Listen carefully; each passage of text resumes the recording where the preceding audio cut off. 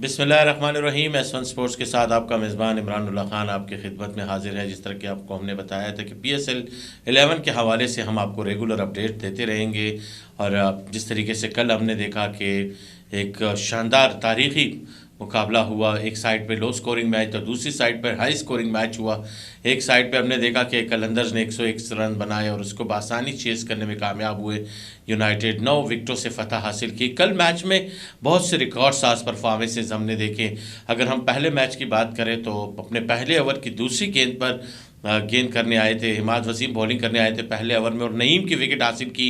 लेकिन ये सिलसिला रुका नहीं। फिर हमने देखा कि कराची किंग की तरफ से खुशदिल शाह पहले ओवर कराने के लिए आए और दूसरी विकेट पे दूसरी गेंद पर उन्होंने मोहम्मद हारिस की विकेट हासिल की। लेकिन इसी तरह हमने कल देखा जब ज़ल्मी की तरफ से इफ्तिखार अहमद गेंदबाजी करने आए तो दूसरी ही गेंद पर उन्होंने गेंद की और मोहम्मद वसीम की विकेट हासिल की। तो कल हमने ये देखा कि स्पिनर्स ने अपने पहले ओवर्स के दौरान पहली गेंद के बाद दूसरी गेंद पर विकेटें हासिल की और ये पैगाम गया कि कराची की जो विकेटें हैं वो स्पिनर्स को ज़्यादा हेल्प दे रही है।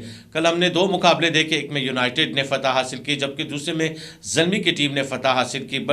कल एक साइड पे हम बॉलिंग शानदार रही तो बैटिंग भी शानदार रही। दूसरी साइड पे हमने देखा कि एक बड़े मार्जिन से, एक तारीखी मार्जिन से, इससे पहले हमने देखा कि ज़ल्मी की टीम ने 120 रन के मार्जिन से फतह हासिल की थी और ये उनका रिकॉर्ड था PSL के अंदर और उस रिकॉर्ड को ब्रेक किया है उन्होंने 159 रन से फतह हासिल करके ये दूसरी मरतबा ये रिकॉर्ड अपने नाम किया। 87 के मजमूई स्कोर पर हमने देखा कि कराची जैसी स्ट्रॉन्ग टीम जो उनका होम ग्राउंड था, टॉस बेशक कराची ने जीता लेकिन उन्होंने ये फैसला जो किया कि उन्होंने पहले बॉलिंग की, लेकिन बॉलिंग उस तरह नहीं रही। पहले ओवर में तो खुशदिल शाह को कामयाबी मिली लेकिन उसके बाद हमने देखा मीर हमजा, अब्बास आफरीदी और तमाम बॉलर्स ही मेंडस और बाबर आजम के गेंद्स हाफ कलर दिखाई दिए गए। जिस तरीके से दोनों बैटर्स ने रिकॉर्ड साज परफॉर्मेंसेस बनाई, 191 रन की पार्टनरशिप, ये भी रिकॉर्ड है। इस मैच में काफ़ी रिकॉर्ड बने और काफ़ी रिकॉर्ड टूट गए। हमने देखा कि बाबर आजम ने क्रिस गेल का रिकॉर्ड अपने नाम किया और जिस तरीके से उन्होंने रिकॉर्ड बनाया है यानी 12,000 रन उन्होंने 338 मैचेस के दौरान इस संग मील को अबूर किया और ये दुनियाई क्रिकेट में पहले ऐसे बैटर हैं जिन्होंने 12,000 रन 338 मैचेस में बनाए। इससे पहले ये रिकॉर्ड क्रिस गेल के पास था और क्रिस गेल ने 343 मैचेस के दौरान 12,000 रन स्कोर किए थे। इसमें विराट कोहली भी शामिल है और विराट कोहली ने 360 मैचेस के दौरान ये रिकॉर्ड अपने नाम किया। लेकिन यहाँ पर डेविड वार्नर भी मौजूद हैं।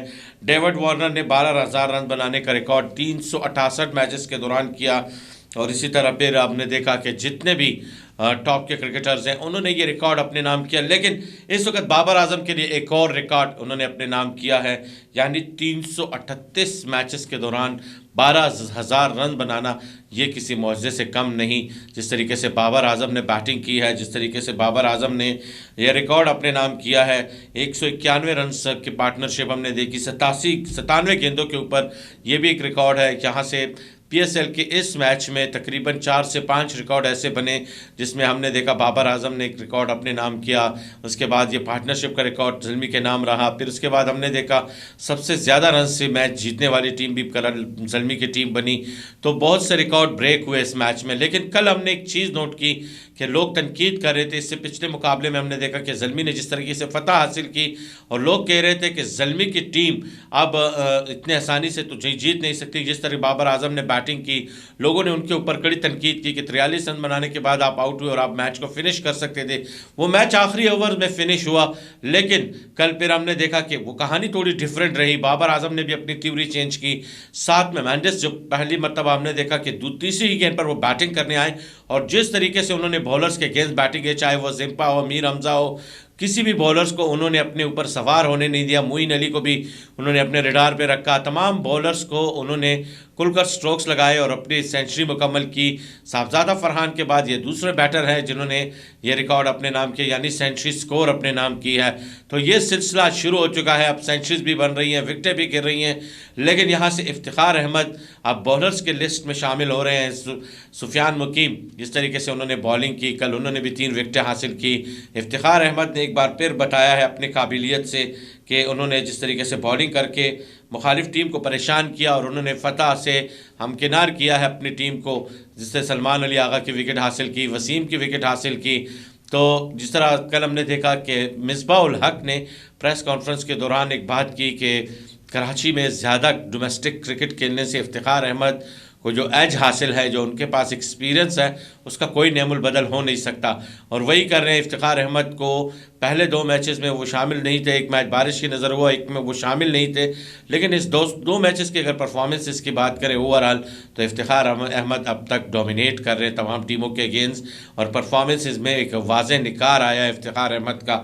इफ्तिखार अहमद के ऊपर अब सोशल मीडिया पे लोग बड़ी बातें कर रहे हैं। कल इफ्तिखार अहमद ने जिस तरीके से बॉलिंग की, 2.1 ओवर्स के दौरान उन्होंने सिर्फ 9 रन देकर 3 विकेटें हासिल की, और इसमें 10 डॉट बॉल्स रहीं। सुफियान मुकीम ने 4 ओवर्स में 18 रन दिए और 3 विकेटें हासिल की। इस तरह हमने देखा कि जिस तरीके से फास्ट बॉलर्स बॉलिंग कर रहे हैं, और उन्होंने भी अपनी बॉलिंग से परेशान किया। हम बात करेंगे बांग्लादेशी तेज़ गेंदबाज की, और उन्होंने भी 3 शिकार किए। और ऐसा है नहीं कि अब बांग्लादेश के प्लेयर्स भी परफॉर्म नहीं कर रहे, तमाम ओवरसीज़ प्लेयर्स भी अब परफॉर्म करना शुरू हो चुके हैं। और ये एक खूबसूरती है इस टूर्नामेंट की, PSL 11 की, और इसमें जो परफॉर्मेंस इसका सिलसिला है वो अब शुरू है। यहाँ से बाबर आजम रिकॉर्ड बना रहे हैं, दीगर प्लेयर्स भी रिकॉर्ड बना रहे हैं, लेकिन ये बड़ी खुशाइन बात है कि पाकिस्तान को एक और रिकॉर्ड साज परफॉर्मेंस इससे नवाजा है बाबर आजम ने। और बाबर आजम ने बहुत से लोगों की बोलतियाँ बंद कर दी हैं कि अब उन्होंने जो परफॉर्मेंसेस दिखाई, और ज़ल्मी की टीम ये वो टीम है कि मुश्किलात से दो चार होती हुई आई थी पिछले 7 से 8 सीज़न के दौरान। एक टाइटल उन्होंने बेशक अपने नाम किया, तो उसी टाइटल में भी हमने देखा कि इफ्तिखार अहमद शामिल थे, और इफ्तिखार अहमद काफ़ी लकी प्लेयर्स हैं। उनके जहाँ पे भी वो होते हैं तो वो टीम फतह ज़रूर हासिल करती है। 3 से 4 मरतबा हमने देखा कि इफ्तिखार अहमद किसी भी फ्रेंचाइज़ के साथ अगर जुड़े होते हैं तो वो फ्रेंचाइज़ ज़रूर फतह हासिल करती है, चाहे वो इस्लामाबाद यूनाइटेड हो, कराची किंग हो, या पेशावर ज़ल्मी।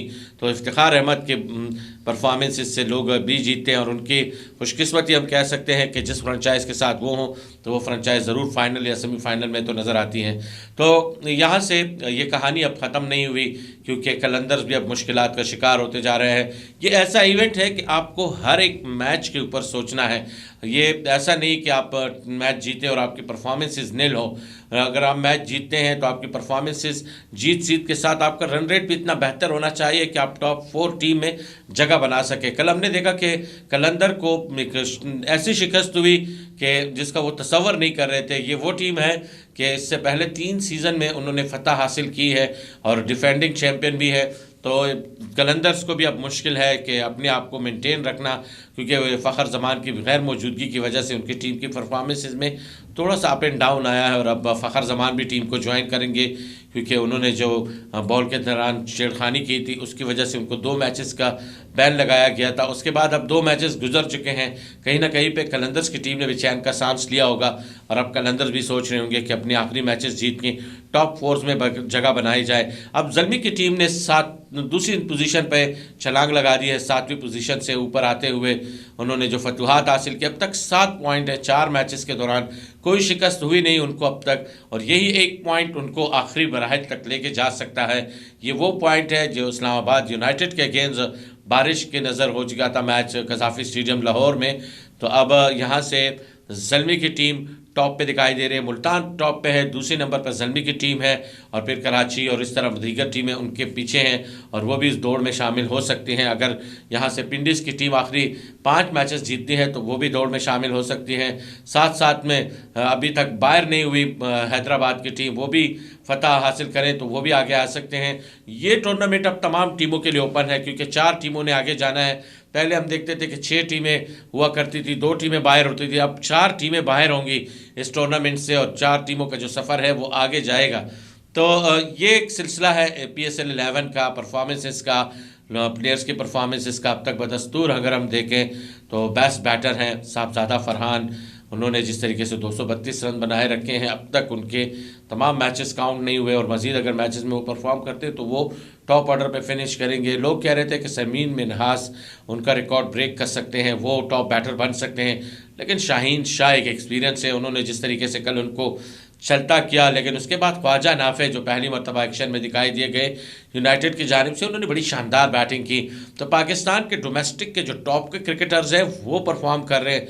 साथ साथ में हमने देखा कि जितने भी बॉलर्स हैं, जितने भी बैटर्स हैं, उनकी परफॉर्मेंसेस में निखार आ रहा है। स्पेशली मैं अगर ओवरसीज़ की प्लेयर की बात करूं, उनकी परफॉर्मेंसेस वाज़े है पूरी दुनिया के सामने, और वो परफॉर्मेंसेस के ज़रिए से लोगों को बता रहे हैं कि हाँ, मैं इस पार्ट का हिस्सा हूं और इस पार्ट की वजह से मैं अपनी पहचान बना रहा हूं दुनिया भर में।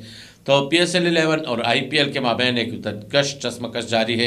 एक साइड पर लोग ज़्यादा तरजीह दे रहे हैं तो IPL को, लेकिन दूसरी साइड पर लोग ये भी देख रहे हैं कि परफॉर्मेंसेस अगर देखे जाए तो सबसे ज़्यादा रन बन रहे हैं, सबसे ज़्यादा विकेटें मिल रही हैं बॉलर्स को, रन्स के रिकॉर्ड बन रहे हैं।